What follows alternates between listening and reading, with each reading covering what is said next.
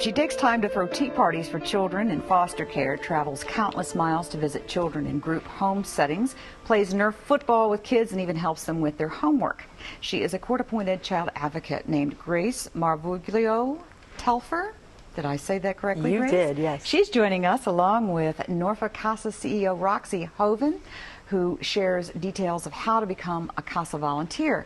The two of you are very powerful in what you can provide to the community.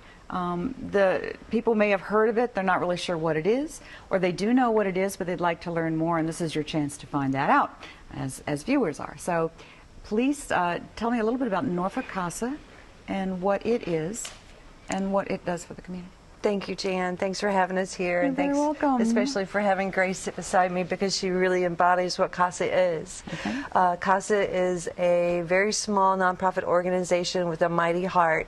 We actually we recruit, train, and place community volunteers to advocate for children who are in foster care or who are in kinship placement because of abuse and neglect. And so it is a court-ordered special advocate. That's what CASA stands for, court-ordered special advocate. And so the judges of the 4th District Juvenile Domestic Relations will actually order one of our volunteers onto a case, especially if it's a hard case of abuse and neglect. Sometimes it'll be a custody case if there's special circumstances, but mainly abuse and neglect cases.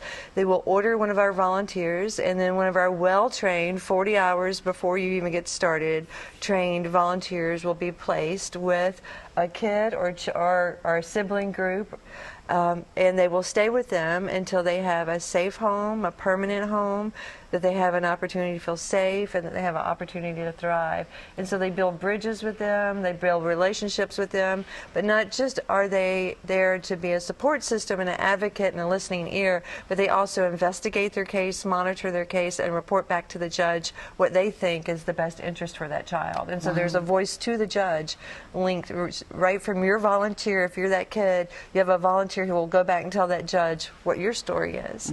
And that's powerful. Yes, it is. And we were talking with John Murray with Families First of Virginia just a few minutes earlier, who talked about the importance of relationships and how that really is what it's all about. So as a CASA volunteer, this is about relationships, and it's so important that you establish that bond with the child, that the child understands, and that can help make them thrive in a way that they perhaps haven't been. Yep. So you are an important part of that whole relationship continuum, as it were, to use the vernacular.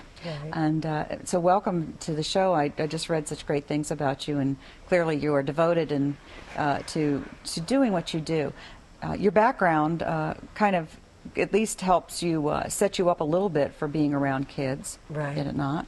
I was raised in Philadelphia in the inner city with 9 brothers and sisters. Yikes. And at that time, my parents always had an extra kid they were helping, or a wayward teen, or a runaway, or so. And then I raised my 5 daughters. All are adults now. So when I had a little extra time on my hands now at this stage of my life, I said, where can I put that time? And I researched and found out about CASA. But I've actually learned, I thought I knew it all being a mom of 5, but these kids, children, their resiliency, their strength, their courage has just blown me away. And what I try to tell them, they'll always say, Miss Grace, what are you again? CASA, what is that? And I just try to let them know, I'm your voice in court. So I have to have that trust with them. So, and it might be thrown in their football and tiring myself out. And you know, with CASA, we don't really take the children out of where they're at. And one girl wanted me to take her out for tea. And I knew I couldn't do that, so that's why I brought a tea party to her. And she opened up a lot through that just little tea party, told me things that I needed to know, and we reported to the judge.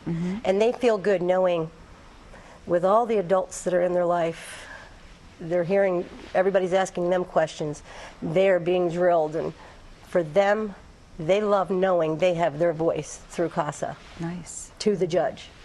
And for me, it's actually been a blessing, because I've learned from them too. Oh, I bet you have. As you said, you had 5 daughters, but you had no idea just what they've gone through. Yeah. I mean, and what a better place to devote your time. I can't think of a crime worse than against a child. And these children have been through a lot. but they're resilient, like I said, brave, courageous, just wonderful. Wow. And believing that about a child is certainly transmitted to them in so many ways, isn't it? Yeah. Roxy, to become a volunteer, it's not, again, like with foster parenting, you don't just pick up a phone and say, that's what I want to do. Right. There's training involved in this, and it's intensive. It's important that people understand what the role is of the CASA. And yes, it's very intensive. Oftentimes people will think that we're just not just because mentoring programs are amazing, but that's the only part, is that you build a relationship with a child. But there's a lot of investigation, paperwork, court report writing, and so you need a commitment, and we ask for a commitment of 18 months. So if you make a first call, right, and say, wow, I saw this on TV and I'm interested, we will schedule a telephone interview with you, then we'll do an in-person interview with you, and then you'll do an application and an essay, and then there's the fingerprinting and the background checks, because anytime you work with kids, we're going to have a plethora of background checks for you to do. And then we start training. Our training is a flex learning, so it's 15 hours online, really neat online course that has come out of National CASA that we've embraced, and then 15 hours in the classroom, and then that's 30 hours, and then there's 10 hours actually in the courtrooms as observing the judges, the 5 judges of the 4th District at JDNR. And so there's 40 hours altogether, and then the chief judge will swear you in, so you take an oath at the end of your training, and you become a court-appointed special advocate. And then once that happens, after your first year, you still have 12 hours of continuous education credits that you have to acquire each ongoing year after that. Okay. You have to be 21 years or older. You have to be able to transport yourself around, because unfortunately some of our kids aren't in town. You know, Grace drives to Richmond and all different places Wow. Yeah. to check on her children. Some of them are here in town, but some of them aren't. You know, some of them are in behavioral health care centers, group homes. You know, it's not cut and dry, but we really work to match the right volunteer with the right child so that it works for everybody. But it is a commitment. It's not just a time commitment, but it's a commitment of the heart. And it's about 10-15 hours a month of just really visiting them at least twice a month, then checking in with their social workers and such. So it's a wrap your arms around, you know, stand up for this child and let their voice be heard kind of volunteer opportunity. Yeah. And what's been helpful to me, Jan, is we have monthly CASA meetings where I've met and learned from the other CASA volunteers who I totally respect, and I learn from them. We'll all help each other out. We don't exactly mention our names of our children, but we can, you know, how did this work for you when you were trying to do that? So the monthly meetings, and Natalia Castle, our volunteer coordinator, is wonderful, and you can always call her or Roxy. Anybody that's thinking of volunteering, you're not alone.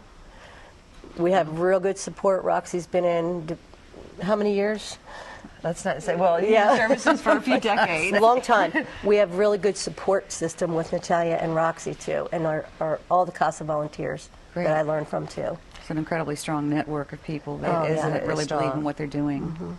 We just had Sergeant Marcus there from the Special Crimes Unit of Norfolk Police Department.